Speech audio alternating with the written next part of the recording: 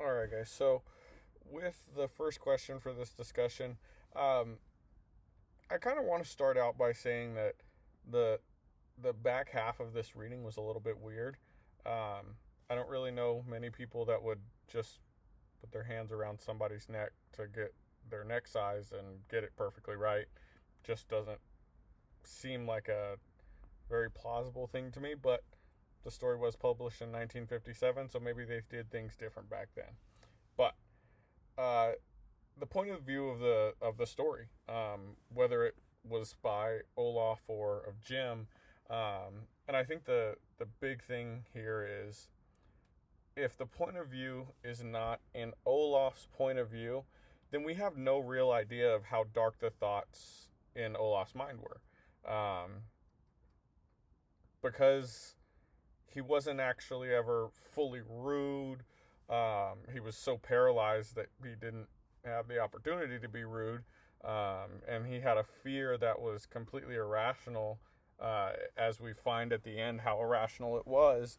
And I think that had it been written in any other perspective, you just don't get to see that fear and the dark thoughts that that fear brings out.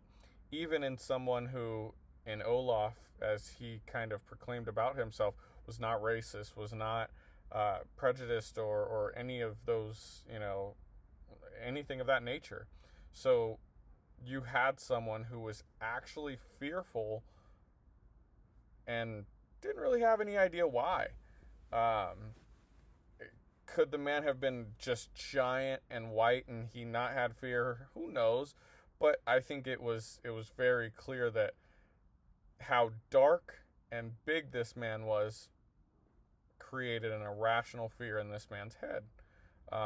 And so I think that does speak volumes to the power of voice, because had it been written in any other perspective, this would have been, well, 10 pages of something that you didn't really care to read. It wouldn't have made much sense unless you were looking for maybe a love story.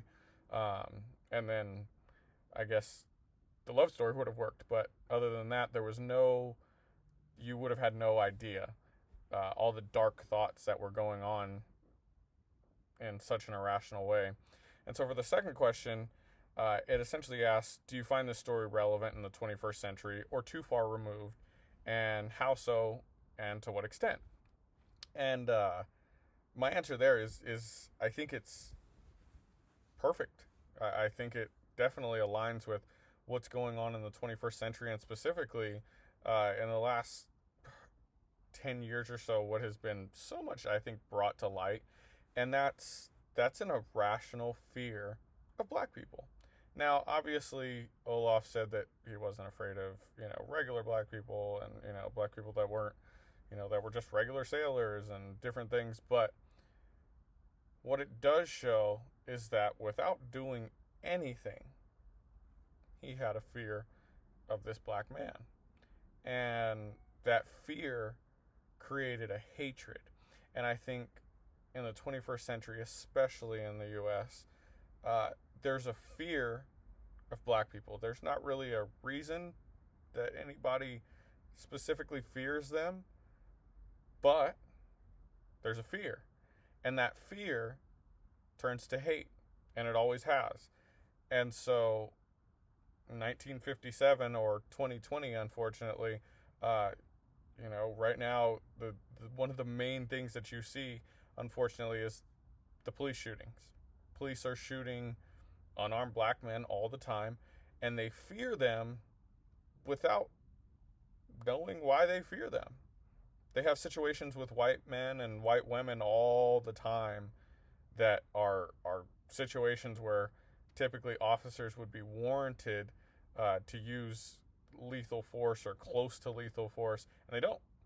But there's a fear of black men. It's something that is bred, and it's not something that I can understand or put a finger on, but it is the truth.